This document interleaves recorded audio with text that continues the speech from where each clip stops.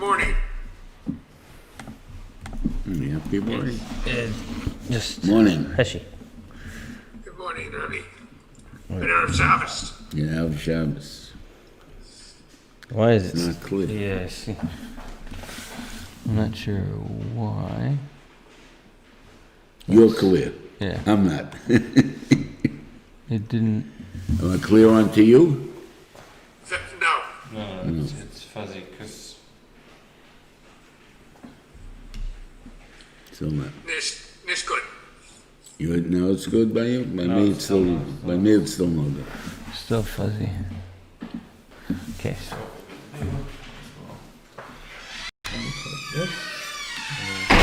That's a hardcore microphone. Yes. Plug it back in. Now.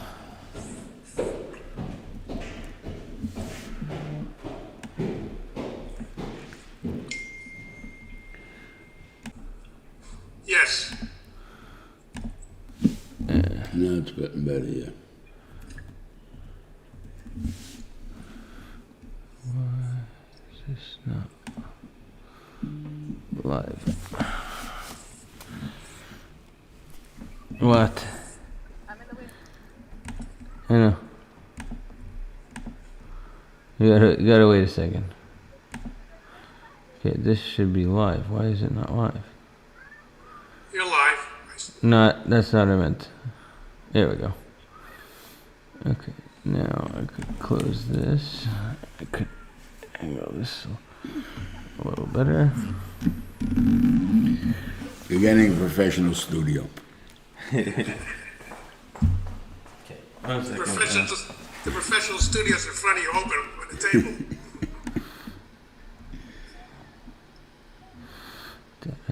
Okay, more.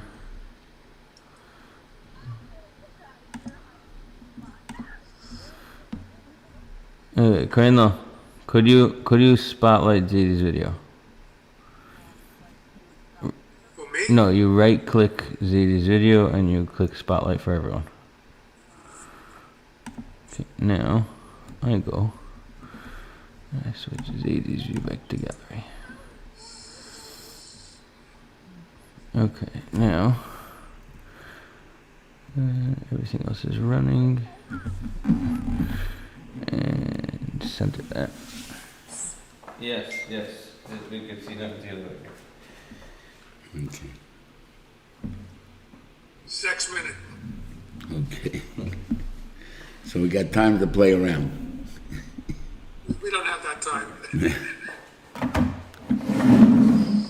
Okay.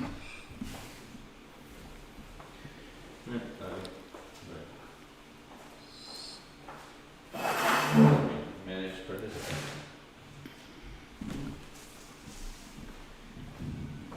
I'm good.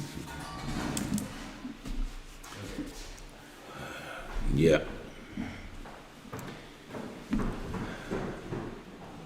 My Rebbetzin told me that she read. You're not, yeah, I don't hear you. Okay. He heard from my wife read Rabbi Miller. He asked some goyim about Thanksgiving. And he said in turn, he asked some goyim about it. And all the goyim said it's a religious thing. It's not. It's a natural holiday. In fact, the interesting part was in the time of Lincoln, it was a fast day. It was a fast day in Lincoln's. Yeah. So they just kept changing it until they got it into this not. But it was a national holiday. It's not celebrated in Canada. It's not celebrated in Mexico. It's not celebrated anywhere. In other words, now it's a business. Yeah, right now it's a business, right? And probably the Jews are behind it.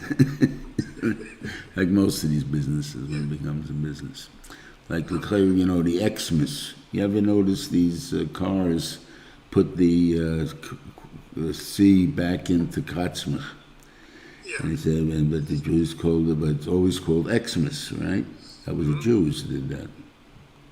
That's why they did this big thing of, it's really Jews try to get rid of it, And it's not, they didn't want to say it. So even the big businessmen That wasn't there, so they was Xmas. They start that at the beginning of October already. Yeah. You know? And now the business starts. It's a business. It's one the whole year going to be so. Why not? If you can make money, you make money a whole year. It's not a bad thing. Yeah, right. To do it honestly. See, unfortunately, instead of looking for hummus, you can gotta look for kulas in these things because people are being avid this day. They're celebrating. They're doing it. You know. Right. So we gotta tell them, it's okay. Obviously, it has to be okay. You can't just tell it to them. But it has. But I just like this. I can say anything I want. I don't keep it anyway. So what difference does it make? You know what I mean?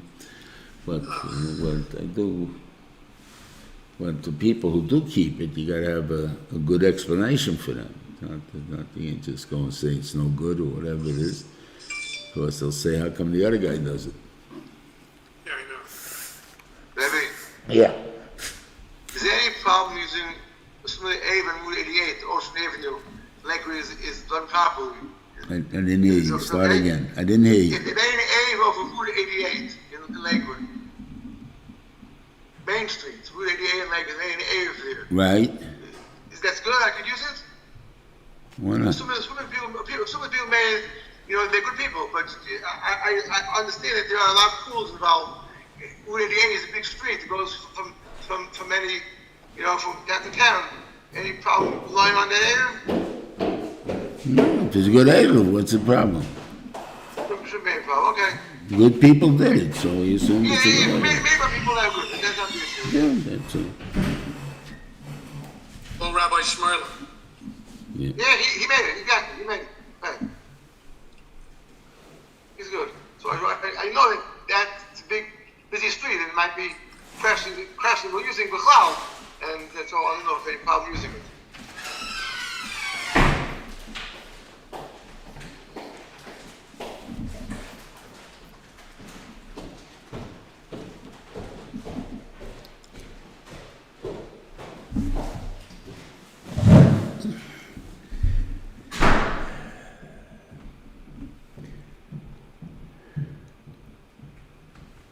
Another minute.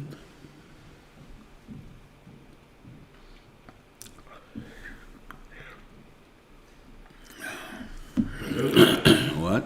I heard the Rebbe last night. Yeah, I was on last night. No, last night. Yeah, they come out good. Like the Chumash Shiur. Yeah, I know what it was, but I'm just saying, that guy had to stick David in there and everything else, and they come out like it was something for him. That was very nice. They make good. Yeah. Okay.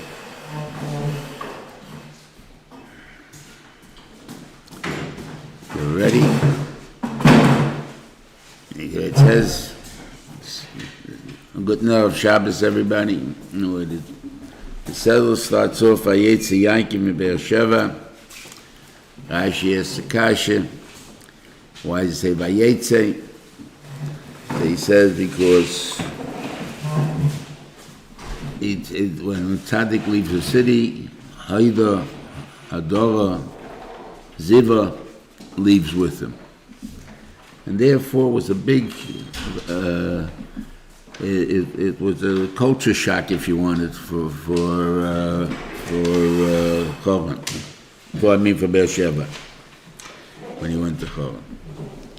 The kasha becomes an obvious one, that Cheri left Rivka and Yaakov still there. So how are you going to tell me that the whole Ziva left in the town?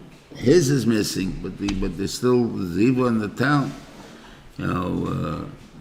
and maybe he's not even so important because the Rebbe is Yitzchak, and Rivka is the Rebbetzin, both Nevi'im. I know Rivka is not a Navi. Sorry. So there's only Yitzchak's a Navi. The thing there is Yaakov was not yet a Navi. So as far as they're concerned, you have the Geisa Kedusha there. And if this was a lesson to be taught, maybe it should have been taught with Avram, when Avram left Eretz Plishtim, when he said at that point he made a big impact on his leaving. And I think, so Herod should have mentioned it over there. I think to say that we're not talking about the influence of the Gedolim. We're talking about the influence of the Yechidim, of the regular people. Think about it. I mean, and it must be in shuls that you're davening, that a guy made aliyah, or he moved out of the neighborhood, or whatever it is, and somehow he's missed. Not because he was a big tuya, big macha. Why he's missed is because the guy, the way he used to daven, and he was so nice in that corner, and when he made you feel the davening was important, even though he was a regular guy. But he gave over that image to you, so he's missed. That's what we're talking about. And this is really for every person in the world, it has to be like that. In other words, we have to have that much influence in our neighborhood, among our friends, that if we leave, we make an impact because we're missed. On the other hand, could be that when a gadol leaves, he should have made it, whatever keches he put into the place remain. It doesn't fall apart just because he left. And we see that tak in Beersheba. That when Avram went back to Beersheba, he saw that it was still Beersheba, so that's why they moved back there.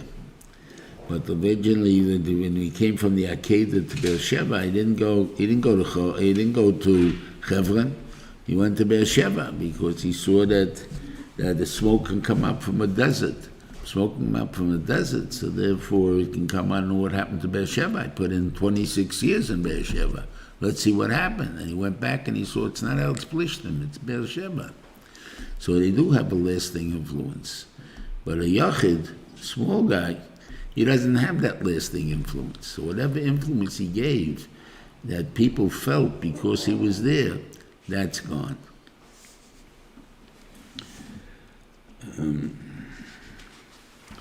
Now, he went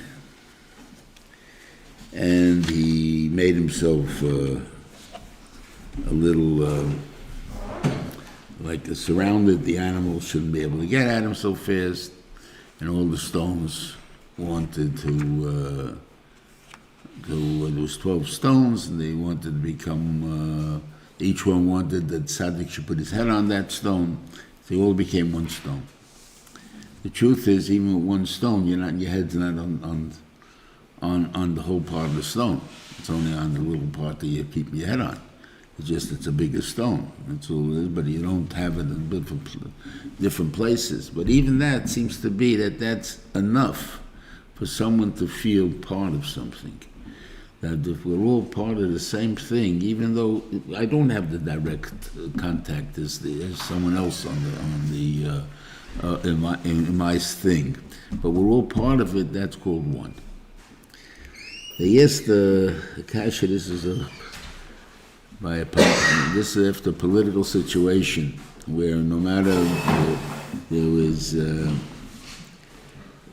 there were two factions that weren't getting along too well, and they finally made shalom. They made one faction out of it, and it still remained rocky, still anger, still people weren't getting along. You see this constantly. So the kasha is, why not? I mean, we united, didn't we? Didn't it just say that? It says the trouble is once you're 12 and you become one. The kasha was, since God made a nest that all the stones became one, why didn't he make it into a pillow already? Now, wouldn't that have been more comfortable for Yaakov?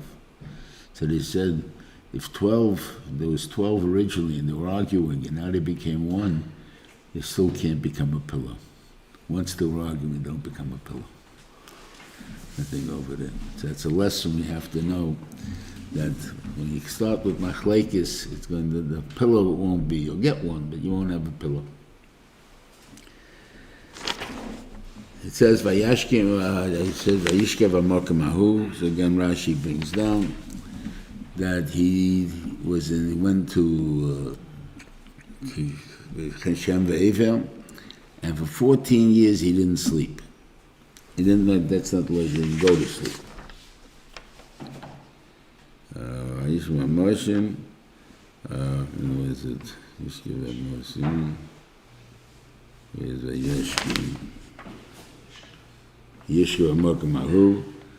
They slept there. They said Mokim. Zevelei Shochav Balayla. Yeah. Shoyisa Putar. Right. You can't be up for 14 years. The Gemara in the Dogam says that if a guy makes a neder that he won't sleep for 3 days, we give him Malchus right away. Of course, he can't be Mekayim his neder. So it's an impossibility. So if it was possible for Yankov Avinu, then we can't say it's an impossibility. So obviously it's an impossibility for a human being to be able to be 3 days without sleep. So you're talking about 14 years, like that's a big guzma. So what's pshat? So I think pshat is that it means he didn't go to bed for 14 years. He sat by the shtender, and his head would fall down every few hours for a few minutes, and he'd pick himself up and then go back to learning. Again, he'll fall asleep again, and so on. During the Second World War, we saw this in two different types of things. There were dance marathons that two people would be dancing, and they would be dancing for 48 hours, 3 days in a row, I don't know, something like that. There used to be a guy who used to sit on what do you call flagpole sitters, that they would sit up on a little board around a flagpole, holding onto a flagpole, and it would have to be how many days you can stay up there. Now, if you be up there 1 or 3 days, you're going to fall asleep. You're going to fall off. So it meant that a person usually put his arms around the pole, and he was staying there, and he did dremel off every so often, but his hands were around the pole, so he didn't fall off. And that's what it is. So you sat there for many days, and you did sleep, but the mice wasn't a real sleep. It wasn't something that you really rested up. Just something that gave you energy to go a little more. And that was the whole thing they were fighting. Soldiers have experienced this type of thing. And that's what Yaakov Avinu was doing. He didn't stay up for the 14 years. But so that's to the point that now you have to think about the psychology of what happened.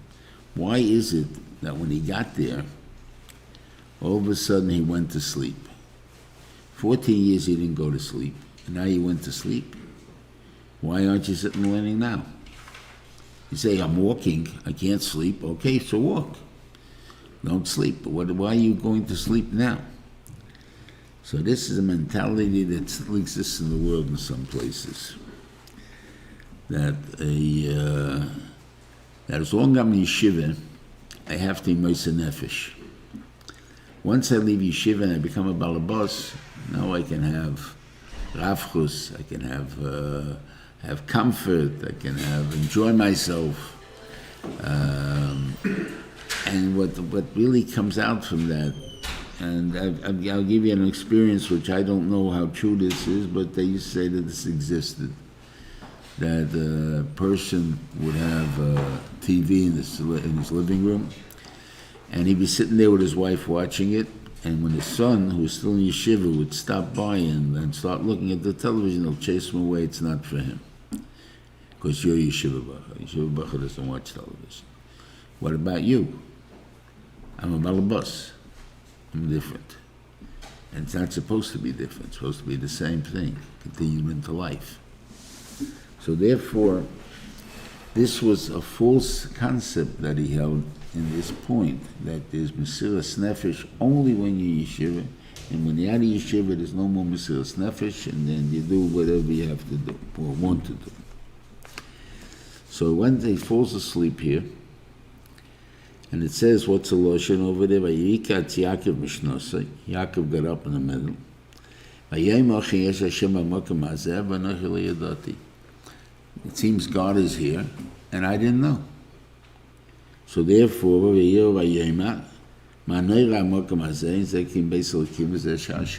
is the base of the Kim. So you're not allowed to sleep here. If I would have known before, I wouldn't have slept here. Yaakov got up in the morning.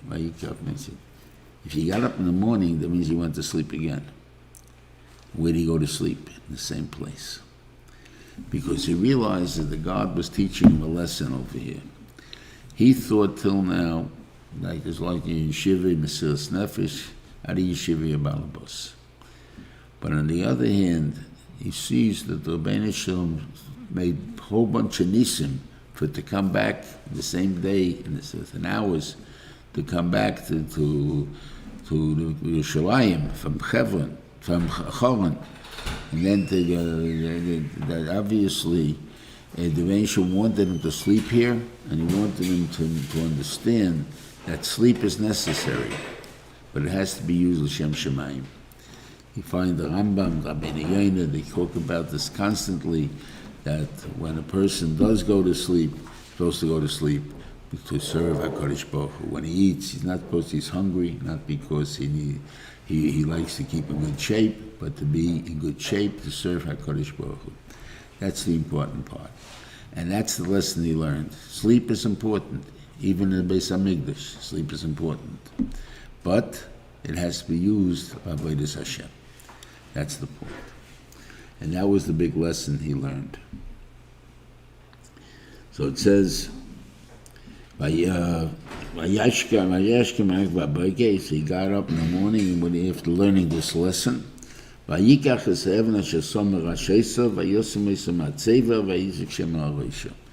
made a matzeva and he poured oil on it.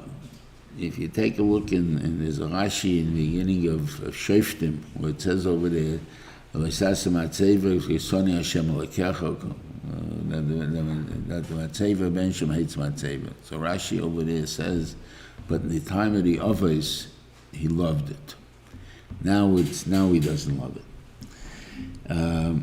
The first one is to understand the difference between a matzeva and a mizbeach, which is basically what we're talking about. A mizbeach is a semblance of growth. I add one stone, I can put a different stone, a third stone, a fourth stone, a fifth stone, because a mizbeach keeps growing. You can keep adding stones. A matzeva is a single stone. Whatever the size is, it can't get bigger. So Mamela, the Benjamin doesn't want something like that. He doesn't want a person to try and approach him and say, I grew as far as I am. I'm not going, I think I'm fine. I don't have to grow anymore. That's no good. The person has to always feel he has to grow, so he has to still grow more and more. And that's the dedication a person has to have. So that's why the Rebbeinu hates it. So where do we find that the Rebbeinu loved it or liked it in the time of the others? The only one we find is this one. I want to tell you that this matzeva had a different purpose altogether. This matzeva was for his dream. His dream was that you're supposed to, Gashmias has a limit. In other words, Gashmias is not made to enjoy the Gashmias. It's made to give you the keiches to serve HaKadosh Baruch Hu. So if that's the case, he says, then you have to make a matzeva that this is all the Gashmias are going to be. Now, why do you pick oil? Because you don't find a korban with oil. So why do you pick oil? Because oil is the biggest Gashmias you can think of. If you wanted some destroying him, the cooking and everything else, you wouldn't get French fries and potato chips without oil. So, Mamela, you know what oil is. Oil it makes food taste good. Fat is good. And then you have the expression, where's the fat? Because without the fat, there's no taste. So it's very important in you, the fat. Also, olive oil is, you can rub it on your body. It smooths out the body. It makes you, sicha is one of the things that's also on Yom Kippur and on Tisha B'Av, because the body has tremendous enjoyment out of it. And besides, you can use it to make a fire, to light to learn by, have light in the house. It's a lamp. So it has many, many uses, and each one an important use. So maybe there's no bigger gashmias than oil. And that's what he put on. He says, even though this is so important, there's a limit to it. On the other hand, ruchnius, that's I'm going to bring a real korban, that needs a mizbeach. That is on a mizbeach. And that's what his purpose was. So, but he makes it tonight with the Rebbeinu Shalom. He calls the Makom Hu Beisel, right? Vayidad Yaakov Neder Lema. He makes a neder. If God is with me, it'll guard me in this way. And it'll give me food and clothes. V'shafti b'sholem, and I come back in peace. Rashi says, what's the word b'sholem mean? B'li chet. I come back without a chet. The Beis Avi, then I will accept this as my God. I'll explain that in a minute.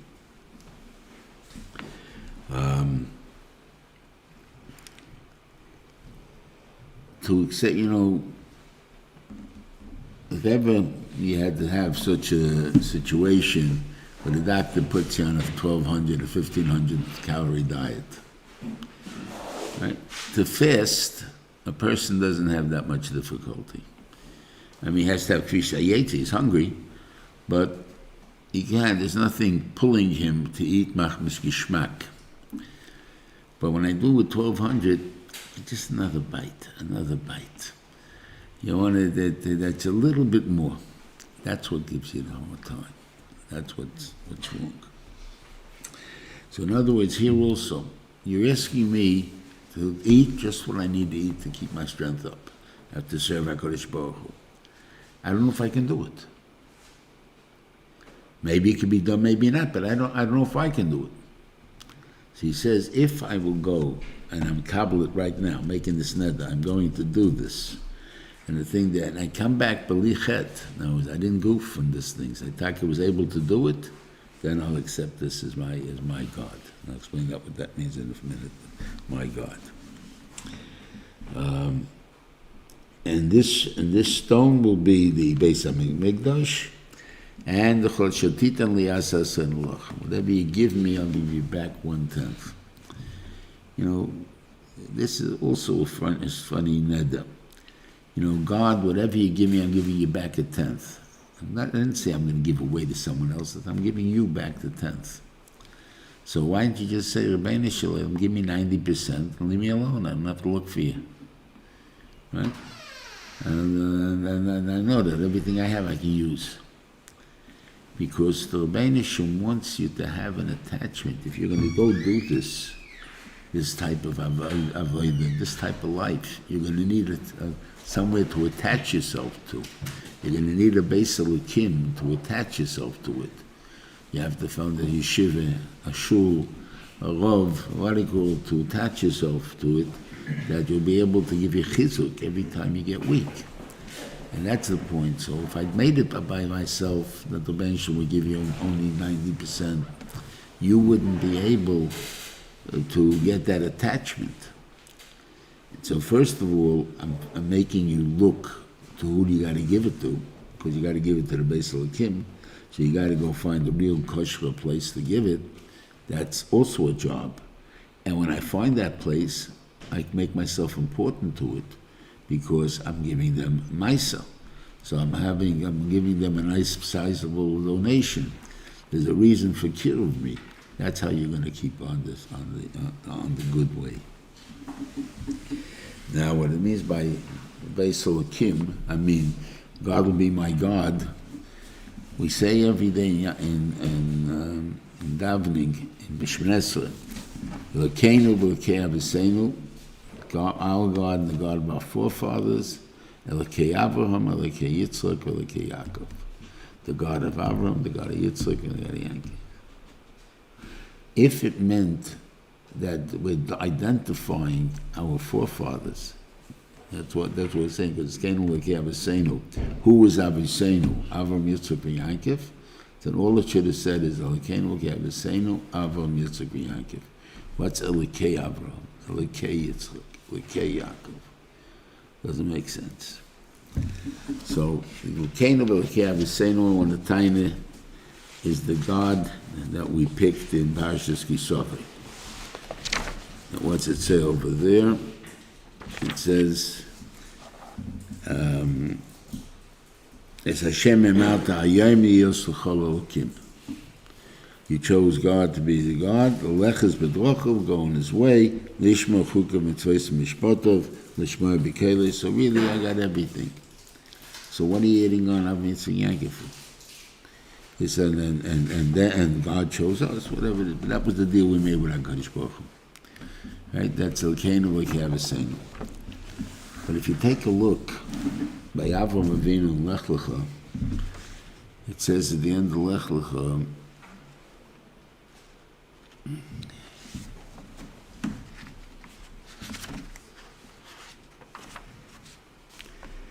okay. Vayei Avram ben 90 shonim v'tesha shonim. Yeah, that Nabrisi, that will be what he called. Vakimoisi is brisi. I'll make this into a bris. And that was the milah. Beini v'necha ben zaracha acharecha l'dereisam for all times. L'bris olam liyos l'chol elokim, to be a God for you. L'zarecha acharecha, to your children afterwards. So meaning, even though I knew, Avram Avinu knew that the Rebbeinu made the world and he was the God who created everything and all that, he was still not his God. He was God, but not my God. My God means I have a personal relationship with God. And that makes it my God. I'm following God in a special way that makes me my God. Like this, the fathers who just believe that he made everything, that doesn't make him yet my God. What was the part that he wanted for him to know? Is halach lefonai v'heisamim. Going before me, in other words, your actions are not dependent on reward. That was Avram Avinu's action. That was his elikus. Yitzchak Avinu's doesn't say anywhere except when the Malach, then he came over here, went by the ladder. The Menachem said, I am the God, I am Ani Hashem Elokei Avram Avicha v'Elokei Yitzchak, and the God of Yitzchak. So obviously, God said, I am the God of Yitzchak. In what way is he the God of Yitzchak? We don't find any commitments of Yitzchak to anything. Could be Avas Hashem, that was the Akedah, Avas Hashem, or Mesiras Nefesh, or something of that sort. That's Elokei Yitzchak. And what's Elokei Yaakov? Elokei Yaakov is the hashkafa to utilize all of Gashmi as the service of HaKadosh Baruch Hu. Those are the three things. So we have three different hashkafas added on to the Torah. The first is our commitment to the Torah, that we're going to do everything that says in the Torah. The second thing, we're going to do it with the derech of Avraham, which means that we do it without looking for any reward before it. We just go and do it. We have to bring up our children in a different way. And then we do like Yitzchak with a determination that we're going to be determined, that we're not going to give in on anything, Mesiras Nefesh or Avas Hashem, whatever you want to call it. And the third thing is everything that we enjoy and have is going to be for the purpose of the service at HaKadosh Baruch Hu. Those are the three that we have.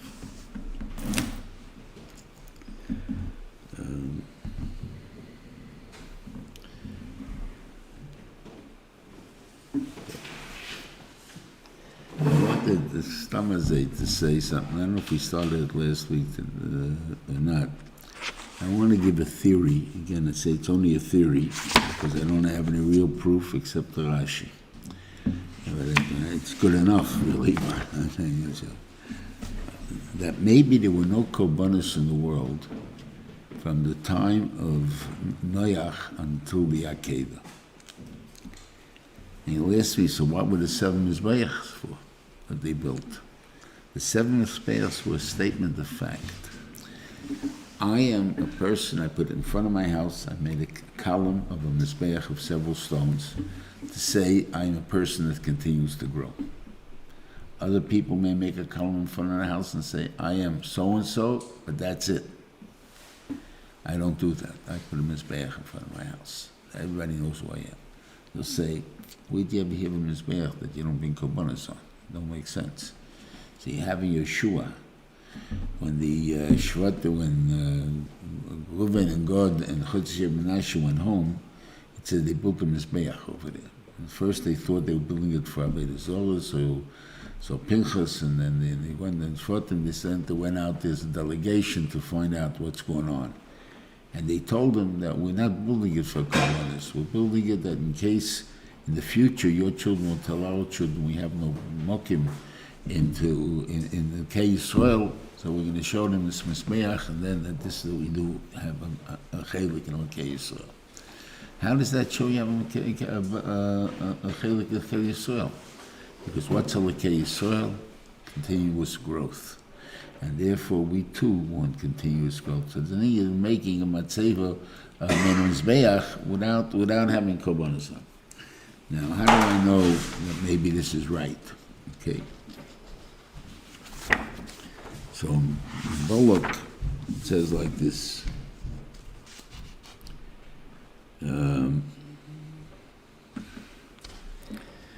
Vayikar Elokim al Bilam, Vayomer lo Shivas HaMizbecha Yisorachti V'al Pal V'ayim HaMizbech.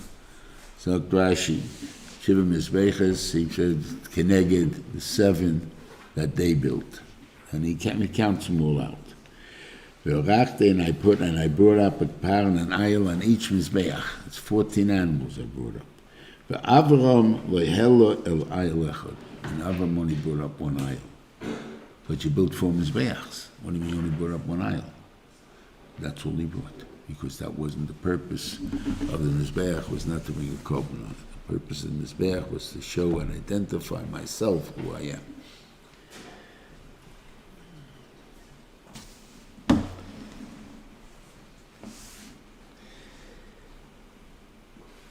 We're talking about a matzeva, you put it by a dead person, because the dead person, no more growth. You're dead. Whatever you made, you made. Whatever you are, you are.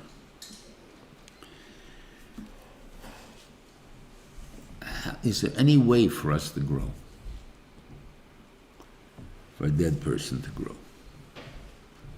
So I think there is. You have a Gemara that if you say over Torah in shame of somebody, Svasav Daivaves Bekeva, his lips move in the grave. I don't know, we didn't open up a keva to see if it does, but that's what the Gemara says, right? Why is that necessary, I think? Because it has to be that you, as your earthly body, does something to earn me something in the spiritual body. So if my Svasav, when our divers bekever, just give me schar, you can't give me schar like that. But I can say over the Torah myself, I'm not being sold by me, so I'm being said down here. But I can't do it by myself because I'm dead. So other people, when they say over the Torah, it causes me to say over Svasav divers bekever. This is not only in Torah, it's also Maisim Tovim. Anything that I do because you taught me to do it, that will give me additional schar. That's the schar I will get in Olam Haba, additionally to what I made, what I am, and what I became. I wonder, tiny, first, I said this first time I tell you by my shvigas unveiling. I had to look up to see if it was a mini kosher or not. You notice there's a mini, you go to any basic kvaros by tzaddikim for sure. You see everybody puts a little stone over there. Some put big bricks, but they put a stone. Why they wouldn't put the stone there for? What are you doing? They're showing you came? Who knows? Who cares? It puts it on to say, you can't add for yourself, but I'm going to add for you. I'm going to commit myself to do things that go your way that can make yours matzeva into mizbeach. And that's why I put the stone there, in order to commit myself. God works.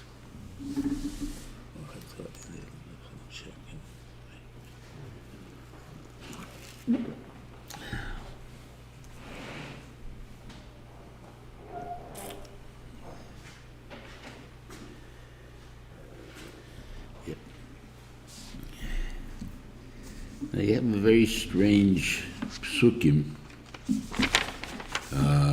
You find the mice after the children are born. We'll go back to that maybe a little in a minute.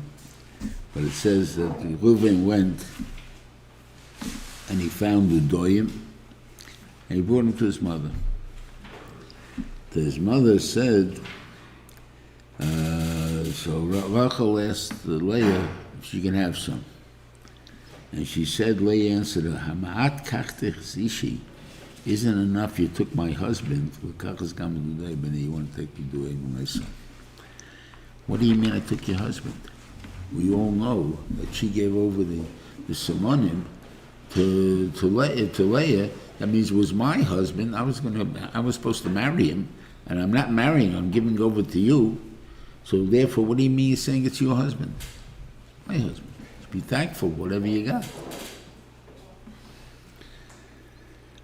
Pshat is, so there's a Medrash Tanchuma which makes it very simple. It says everything that Yaakov sent to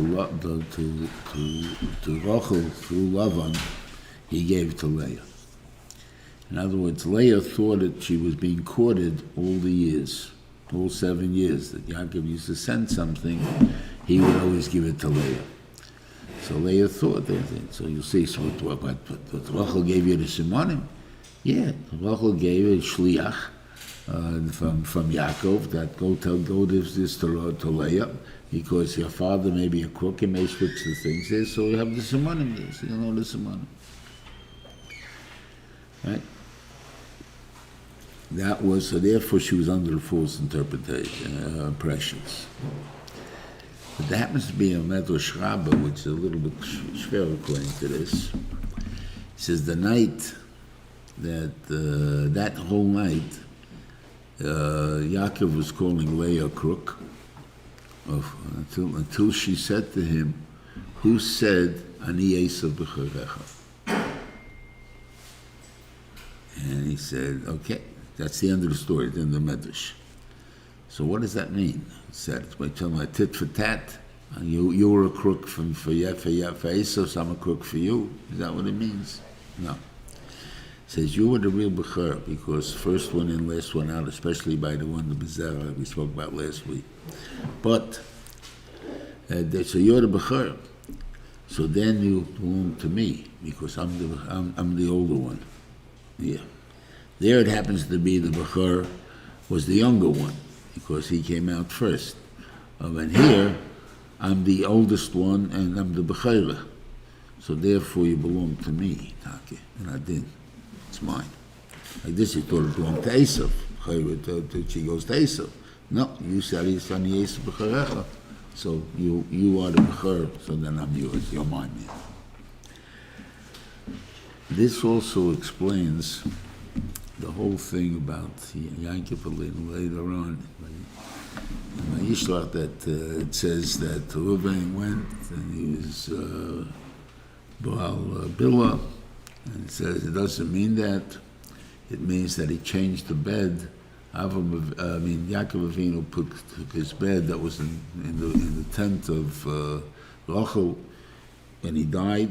And then she died, so he went and put it into Bilah's tent. And he was so incensed that that it was against his father, against his mother. So he went and he changed it and pushed it into the bed tent of Leah. And that's when it was caught, and he couldn't change it back. Yaakov Avinu could take it back, but there wasn't the point of him taking it back anymore.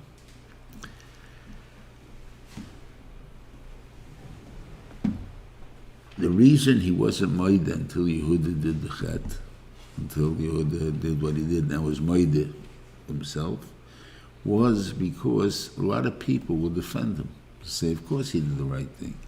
He stood up for the covet of his mother. What do you expect him to do? Keep quiet when such a thing happens? But he realized he should have asked the question, and this is our questions of leadership. Leaders, we have leaders in Klal Yisrael, and we're talking about true leaders, the ones that come through the Torah and everything else. And they may do things that are strange sometimes, and we may not understand it. And they won't share their information with us because we don't know what they did it for or not. And we would start saying funny things about them. Be careful, because that's what happened with Reuven. Reuven moved the bed. What was Yaakov's svara? Yaakov said very simple. I don't have a number one wife and a number two wife. I have two number one wives. One wife is for Klal Yisrael, maybe. One is more personal. But both wives are very important to me. And if they would have been buried with me both in Mel's Machpelah, and Leah obviously is buried with him, so this is my wife. This is the one that counts. Bilal and Zulpa not there. So why'd I do that? Because if I would have put it in Leah's tent, then everybody would have said she's number two. Now that number one is not here anymore, we put it in number two's tent. I didn't want people to think that way. I want them to think that there's one number one and number one. So I put in a shifchus tent that nobody can feel that I did it for that reason. So Reuven probably had charata immediately as soon as he did it, but it was too late. So the question is, why did Reuven not give credit to Yaakov Avinu that he wouldn't do such a thing? Because he was there by the argument with Rachel and Leah. And he heard Leah say, "You stole my husband." That means in his eyes, she was number two. And therefore, because in your eyes was number two, you thought everybody else considered her number two. And because of that, you did the savla and you shouldn't have done it. That's where Pachas Kamayim comes in, when a person just reacts instead of thinking it through, whatever it is. So people, we don't always know the reason of the Gadol, which is Yaakov Avinu in this case. But l'mais, we have to have that much trust in him that he wouldn't do something that's bad, that's going to harm Klal Yisrael. Now the naming of the Shvatim, we see I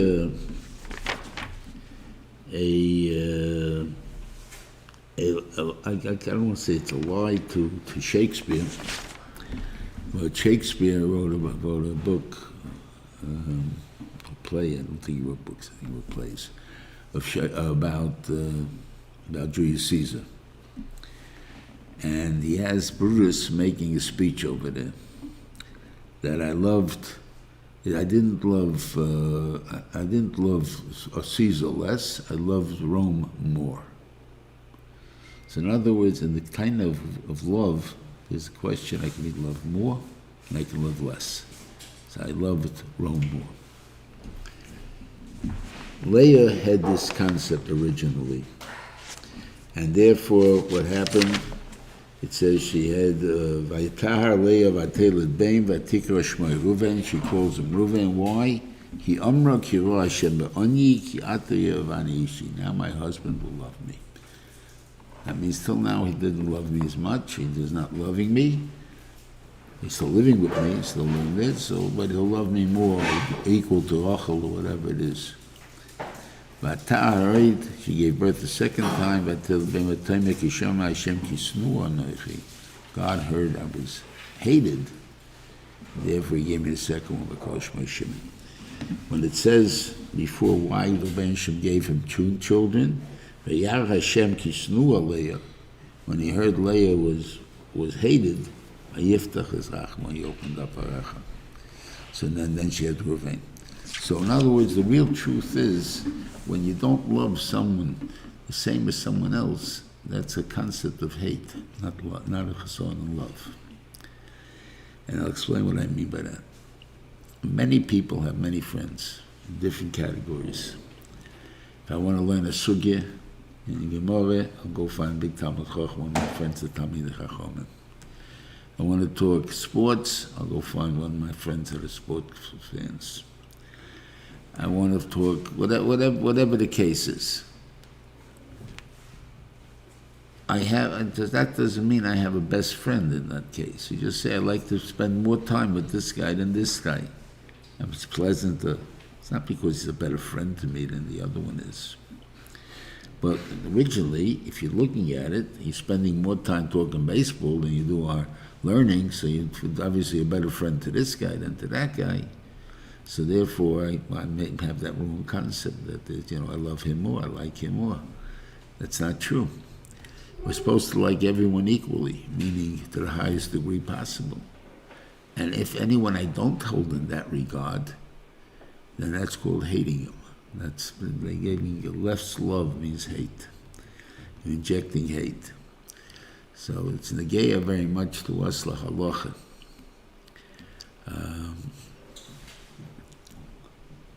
We have a din that sinas chinam. What is sinas chinam? You're not allowed to have sinas chinam. That's what it says. What is sinas chinam? So Rashi in Lamed Beis and Beis and Shabbos says it very clearly. Sinas chinam is any hatred that you have that was not the seeing of an elv, that he did it var elva, and you hate him for that thing that he did, that is sinas chinam. The Gemara really is in Psochim, which goes Yud Gimel, which goes into the union of sinas chinam, and it says it means when you saw somebody, what is sinner that's permitted, when you saw somebody over an elva, and you can't say Edis on him as a Yochid, because a Yochid is Miyoshin Hare, and you don't have a second one, but you yourself have to hate him. What do you mean I hate him? What's the hate? I don't talk to him. I don't say Shalom Aleichem to you, because I hold you a bad person. You say Shalom Aleichem to me, I'll answer you. But I don't say Shalom Aleichem to you. That's what we're talking about. We're not talking about I'm going to hate you, get out of my sight, I don't want to see you, and stuff like that. That's not what we're talking about. But that's the hate we're talking about. If I hate someone because he did something to me. So why taki is it not hatred? Why is it sinas chinam? I mean, I don't hate anybody for nothing. But whatever he did something bad to me. What do you mean he did something bad to me? He made me lose my job. He turned my kid off from Yiddishkeit. My wife left me. He said, I hate him. I have good reasons. So you got to understand what's your sinas chinam. Sinas chinam is where I am only the shliach. In other words, the Rebbeinu Shalom would have given you, you're going to lose your wife anyway. Your son is going off the derech in any case. It has nothing to do with him. I just happen to be the shliach to make it happen. But what the preordained was that these things are going to happen to you. You're going to lose your job, you're going to lose what do you call it? I'm the shliach. So what do you want to penny? You hate me for my rotzen that I wanted to harm you? Is that what you're hating me for? No, I don't hate you for wanting to harm you. I'm hating because you harmed me. All right, I'll show you it's not true. No, I'm saying, I'm sorry. I'm saying because you harmed me, you didn't harm me. So it's only because you wanted to harm me. So is that what you hate the person for? Because you wanted to harm you? Yes, I hate him because you wanted to harm me. I'll show you that's not true. If someone would throw a glass of water in your face, you'd be very embarrassed and you'd be very angry at them, right? You know those the big fans that oscillate, they sit on a big thing, and it's about 25 inches, 30 inches big, and it flows with tremendous force. So let's say that was behind me, and someone threw a glass of water in my face, and just as he threw it in my face, the fan behind me blew the water back in his face. And everybody would start laughing, right? Like the guy got all wet, and he wanted to make him wet, and he got wet, and everybody's laughing. And then this guy says, I'm sorry, will you be meichel me? What would you do? You'll say, of course, sure, no problem. So you see, it's not because that he harmed you, but that was wanting to harm you, it's because he harmed you, but he didn't harm you. So therefore, you have no right to hate him. God's the one that harmed you. And that's the point we have to remember.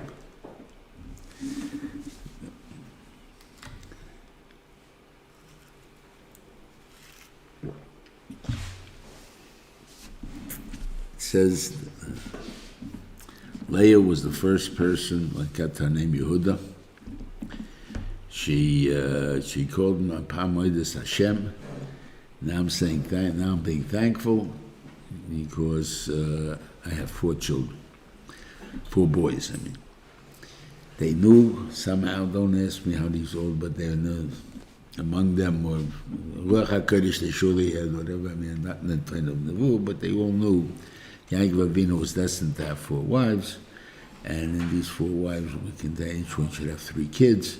L'chayre would be even, and therefore, she, by having the 4th child, is now saying Apamoides Hashem. When she got Levi, when she got the amount, she didn't say Apamoides Hashem.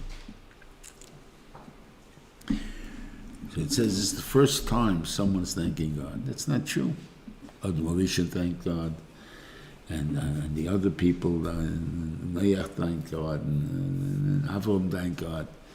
What do you mean she was the first to thank God? I think what it means is she's the first to thank God when someone else had to lose through her gain. Everyone else, we thank God for getting something, and that's a gain that was just for them. Right, God can give anyone gain, so that doesn't, of course I thank Him for that.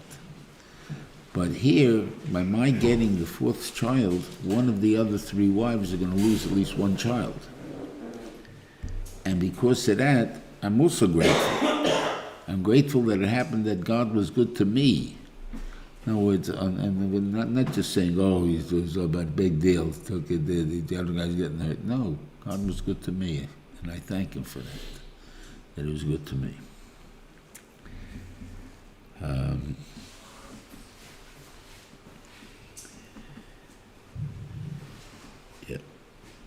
We have in the children, you'll find that Bilhah gave birth to Dan Naphtali, and Zilpah gives birth to Gad and Osher. Now later on in the brachas of Yaakov Avinu, brachas not the brachas of Moshe, brachas of Yaakov Avinu, in the machnes that they made in Klal Yisrael, the Golim, Naphtali is always mentioned last. It's done, Osher Naphtali. The question is, why is it? Why don't you go in order of the births? It should be done Naphtali, Osher. Where's God? God was moved over to Reuven and Shimon. Reuven and Shimon, God made Machne Reuven, so he's over there.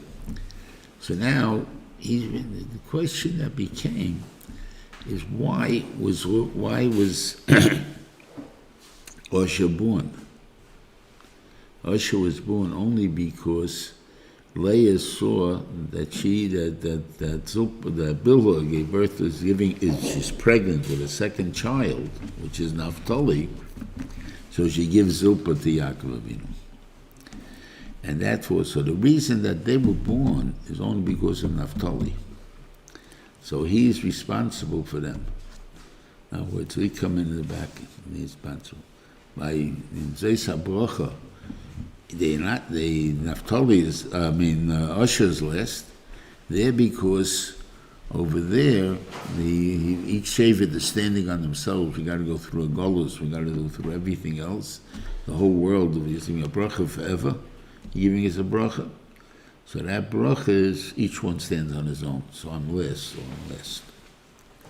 That's the reason that he's last.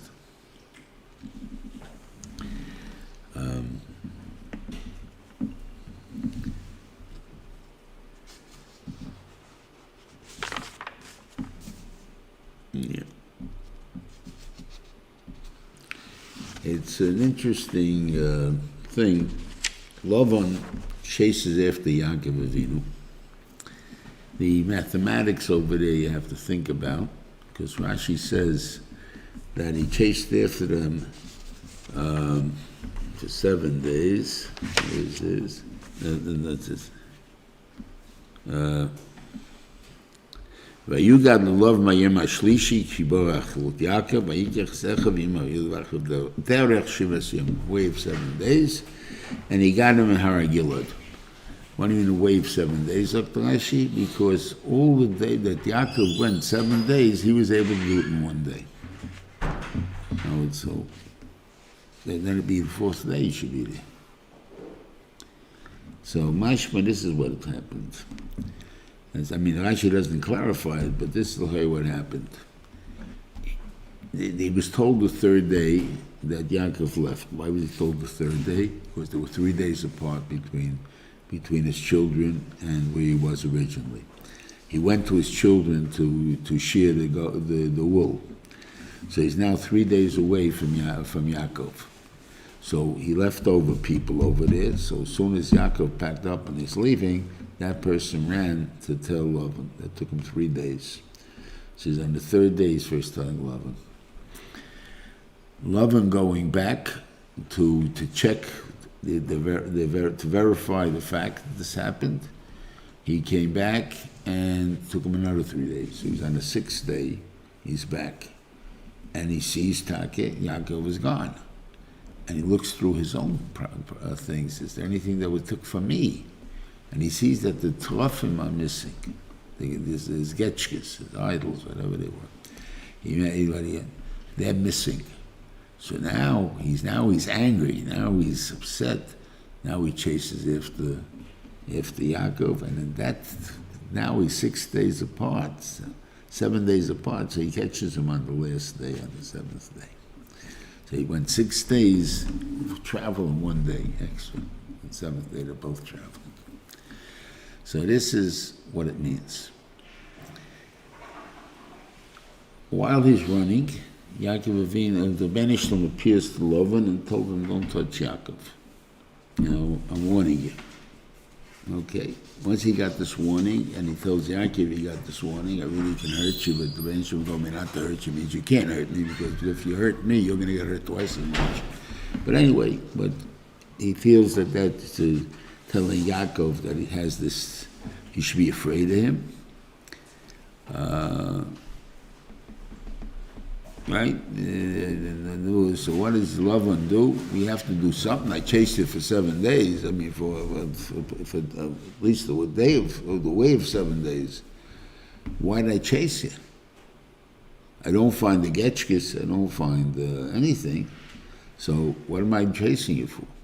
So the item I'm chasing you for, I make a condition with you. You're not allowed to marry any daughters, any wives besides my daughters.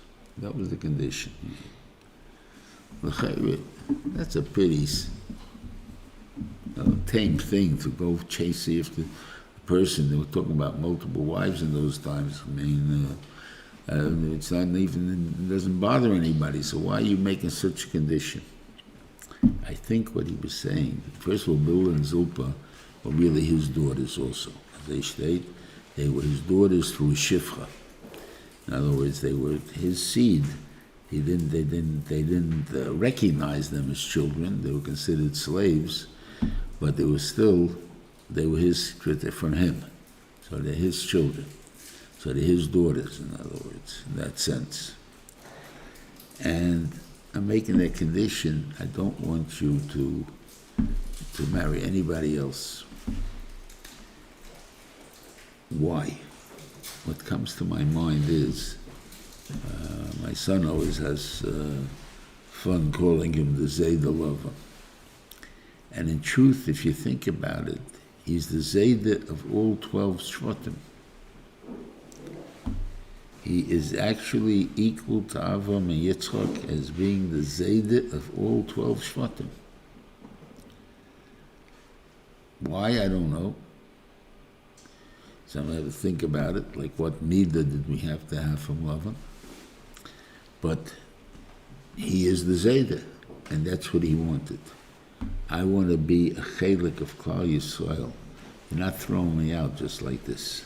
I want to be the chelik of Klal Yisrael. So therefore, whatever you call it. I want this condition. You don't marry anybody else. No other people are coming into Klal Yisrael. Could be the reason, she was already pregnant with Binyamin, so it's hard to say. Now, I do have the cheshbon worked out, but I don't remember it offhand. But basically, how do you get 12 children born in 7 years? 11 children born in 7 years. What does that mean? You have the first 7 years, he was working for them. He got married to both of them right after the 7 years, so at the end of the second 7 years, he's ready to leave with his 11 children. So how did they work with this way? And it says someplace, at least Rosh Hashanah told me, that it was 10 months in between each of the Shvatim. Now, obviously, you go with 10 months in front of each of the Shvatim, you don't have enough months. So somehow you have to say that when she saw Yehuda that she was pregnant, when Leah was pregnant with Yehuda, at that time Rachel came and talked about having children, and he told her not, so he gave her Bilhah. So we have Bilhah having 2 children before Leah gives it to Zilpah. But again, he didn't wait till the second child is born, but just that she's noticeably pregnant with him. And this is the same way, it goes that way. So they have to work out how it's possible using 4 different people working with this thing that they do come out exact. That Yosef and Dinah are born in the last month that they were there, and what is it? I said it. We have it in the book. In Shalom actually tells you how the 10 months work. I don't remember offhand.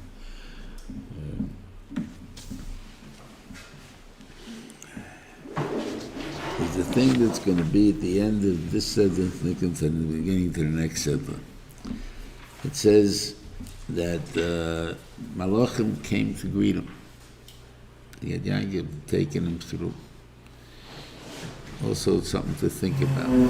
Rashi says before, this ladder that the Vayeitzai came from was talking on top of the feet, or in Beersheva. The head was over Beisel, and the middle was over Yerushalayim. So that means the furthest north part that we're talking about is Beisel. That's the head. The furthest southern part is in Beersheva. Now, the reason who these malachim going up and down, so malachim of Eretz Yisrael were going back up because they took Yaakov as far as he can go, and then the malachim of Chutz La'aretz are coming down, but they're coming down the wrong way. The ladder should have been better if the feet were in Beisel. Then they're coming down to Beisel, and then the other ones are going up. They got to the end of the trip and they're going back up. No, this means must be that malachim, before they can enter the heaven again, up to over there with full kedusha, they have to go through Eretz Yisrael. So they can only come down in Beersheva, and he has to walk through in Beersheva all the way back to where the thing there, and then he can go up. And the same thing, one's coming from Chutz La'aretz, they have to walk all the way. The Sheva have to walk through Eretz Yisrael before they go up. So that's the way they're coming down, so they have to go down. They come down to Beersheva, walk all of Eretz Yisrael, and they can take Yaakov now out of Eretz Yisrael. And when you're coming back in, you have to do the same thing. It's that Kedusha of Eretz Yisrael somehow is the between the heaven and the earth, if you want to put it that way. And therefore, to be able to go down, you have to go to Eretz Yisrael. To be able to go up, you have to go to Eretz Yisrael. Anyway, have a good Shabbos and Hatzlacha, and everything should be good and healthy.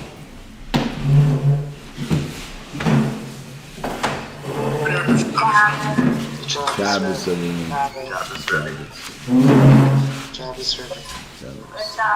Good Shabbos.